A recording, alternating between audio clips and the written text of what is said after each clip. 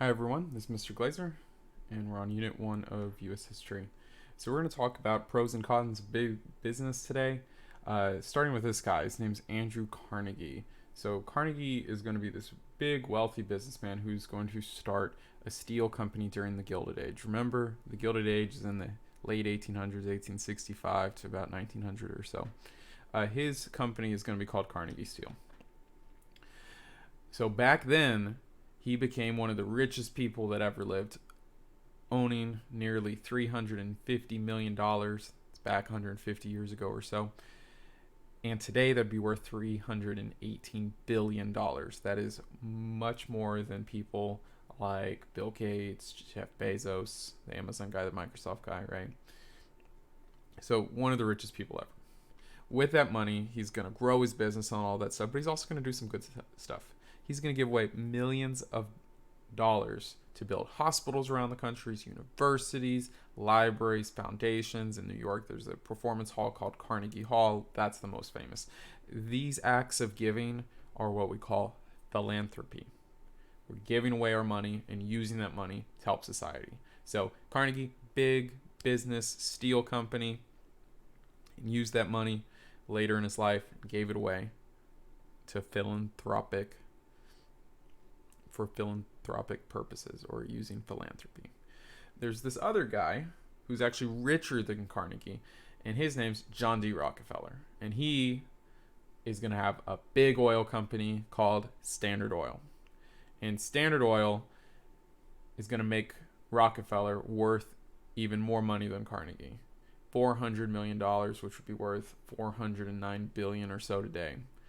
Ton of money.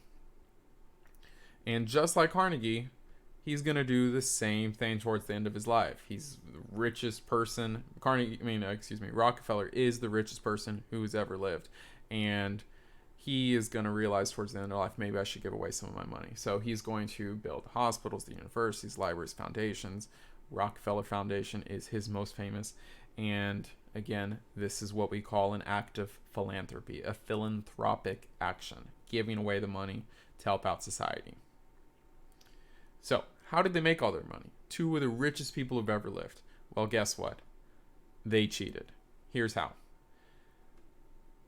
Carnegie, as you see here, is going to use a method called vertical integration. And you can see it right here. So here's a steel company, Carnegie Steel Company.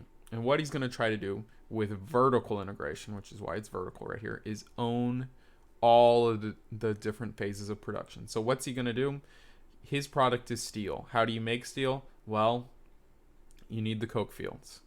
You need the iron ore deposits. You need then independent steel mills to use the Bessemer processes we talked about in the last lesson that turned iron into steel, to then mill that steel and make that steel into functional products to be sold. Not products, but functional pieces of metal and such. Then you need to be able to ship it. So literally, he buys ships. He controls the shipping industry and the railroad industry. So he can ship the steel all over the country and out of the country, and so he can put it on that transcontinental railroad and other railroads and move it all around the country. These are all the phases of production. Carnegie has everything he needs to create the biggest steel company ever and one of the biggest companies ever. And because of this, he owns all these processes. So if he's the one that owns all the coke fields, he owns all the iron ore deposits, he owns all the steel mills, he's the only one that can make steel. No one else can make steel. If he's the only one that can make steel, no one else can compete with him. Because of that, when there's no competition, that allows him to sell steel at any price he wanted to because he controls all the steel production in the country. That's vertical integration. That's Carnegie. That's steel. Horizontal integration is what Rockefeller's going to do. Remember, Rockefeller's the oil guy. So what Rockefeller's going to do, he's going to use, again, what we call horizontal integration. His company is called the U.S. Oil Company. So what he's going to decide is, I want to own all the oil companies. So he goes out and buys all the different independent oil refineries, the different oil companies. So in the end of the day, guess who owns all the oil? Rockefeller. You want oil, you got to buy oil through his company. So, does he have any competition? No. He owns all of his own competition, therefore, no one is competing with him, which means he can sell the price at any price he wants to. And which way is it going? It's going up. So, these both are examples of what we call a monopoly or a trust. And for the sake of this class, since it's an on-level class, we're just going to call these things, we're going to assume these things are the same. This is when a single company like Carnegie Steel Company, Rockefeller's Oil Company, are going to buy up all of their different competition or all of the different companies in their same industry like Carnegie did. So if there's no competition, what's a company going to do to their prices? Well, if no one's competing with you and trying to get business from you, you can sell your product at any price you want. So guess what? You sell it higher. So what did Carnegie do to get his steel monopoly, where literally he's the only one that sells steel? Well, he used vertical integration. He bought up all the different phases of production, where if you wanted steel or you wanted to make steel, you couldn't, because Carnegie owned all the different pieces of it.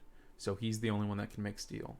What did Rockefeller do to get an oil monopoly? He bought up all the different oil companies. This way, they became two of the richest people that have ever lived. Now, people sometimes get confused with monopoly. I always like to have a pretend scenario that will never exist. It's if Apple wanted to be the only one that sold phones, iPhones. So they would want a phone monopoly. So what would they do? If they did horizontal integration, they would buy up all the different phone carriers, all the different manufacturers of phones in the country. They'd buy Samsung, they'd buy LG, they'd buy HTC, they'd buy all the different phone companies. And then if no one else sold phones, what would Apple do with their prices? They'd go up. This is what Rockefeller did with oil companies. So, there are two different ways to talk about businessmen. They could either be called captains of industry or robber barons. Let's look at captains. So a captain of industry, that sounds positive, that sounds good, and that's what we're going to think of it as. It's a positive way to describe a businessman. So here's a few ways that we can describe businessmen in positive ways. Maybe they practice philanthropy. They're donating that money to help out society. Maybe they're building skyscrapers. Maybe they're building railroads, bridges. Maybe they're building whatever products. They're helping out society by building things or making things that people want. They're a captain of their industry. They provide jobs for thousands of people. They're helping people live, earn a living, make a living. Now, another way to describe a businessman might be a robber baron. A robber or a baron, those are negative terms. These are negative ways to describe a businessman. So we could think of a robber baron as a worker that treats his workers badly or pays them in low wages or long hours or bad working conditions, or someone who unfairly limits their competition with those monopolies or trusts, like those businessmen we were just talking about, or raising the prices of their goods, maybe because they have a monopoly. So here's Carnegie right here. Which is he? Is he a captain of industry or is he a robber baron? Well, he's both. Carnegie practiced philanthropy. He also helped skyscrapers be built, railroads, bridges be built with his steel products. He employed thousands of people as he went out and bought all the different parts of production. But he's also a robber baron. Carnegie ruthlessly treated his workers in terrible ways. He didn't pay them much. He made them work in long hours, poor conditions. He did create a monopoly which caused prices to go up. He is both a captain of industry and a robber baron. He is both a pro and a con of big business, just like Rockefeller would be. A few other pros and cons of big business. There is child labor, as many businessmen would use back in the late 1800s, early 1900s. Why would people want child labor? Well, guess what? Kids are very cheap to pay. Lots of people would want them for that. Okay. A lot of people would live in these poor, tiny little apartment buildings called tenements because they had low wages. They couldn't afford to live anywhere else. Uh, Factories could often be unsafe, not having sprinkler systems, safety escape mechanisms, no way to escape if there's a fire that's happening. They also have lots of pollution that goes into the air, makes it harder to breathe, hurts the planet, so on, so on. And were there rules protecting workers? No. The government is going to be what we call laissez-faire. They are hands off of business. They're letting businesses do what they want. So kids could be hired because the government's saying, no, no, no, we're laissez-faire. We don't care about the safety of kids. Are we going to make sure people earn a living that's safe and productive? No, we're hands off. We're not paying attention. We're laissez-faire. Are we going to make sure there's safety rules? Nope, we're completely laissez-faire. We don't want to deal with that. If they want to have unsafe conditions, that's fine. Do we want to regulate pollution or make sure it's safe to breathe? Nope, we're laissez-faire. We're hands off. So let's look at a quick speech by Carnegie to finish up. So Carnegie has the speech in which he says, in bestowing or giving to charity, the main consideration should be to help those who will help themselves, to provide the means by which those who desire to improve may do so. Those worthy of assistance seldom or rarely require assistance. The best means of benefiting the community is to place within its reach ladders on which the aspiring or hopeful can rise. So what does he mean by this? Let's kind of break it down. So when helping people out, we're going to kind of rephrase his speech. So in this first part, he kind of means when helping people out, he should only actually help people who want to improve themselves. His main consideration should be to help those who will help themselves. Help people who actually want to improve themselves and make themselves better. And then he says, those worthy of assistance rarely require assistance. He's going to say the people that we should help don't need help. They don't need help because guess what? They're already helping themselves. They're already trying to improve themselves.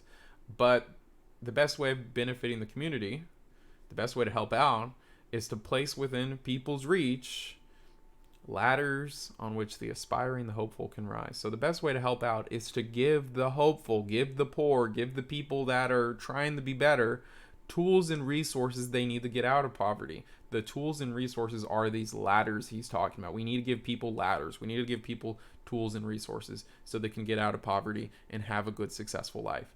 So how can he help out society? In other words, how can he practice philanthropy? How can he give away a lot of his money? Well, guess what? He's going to say we could build libraries, we could build schools, we can build hospitals, we could build foundations, we could build performance halls, we can do all these great things to help out society. And those are the tools and resources we give people, the ladders we give people.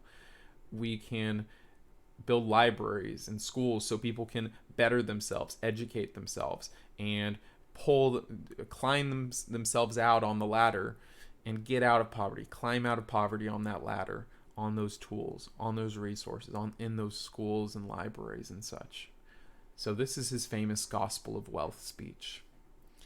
Another thing, pros and cons of big business. Businesses during this time are going to start looking for cheap labor. So they're going to hire kids and immigrants because it is lower pay.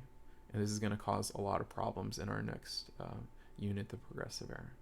Right? This is what we looked at today. We're looking at the pros and cons of big business, and I hope you learned something. Thanks. This has been Mr. Glazer.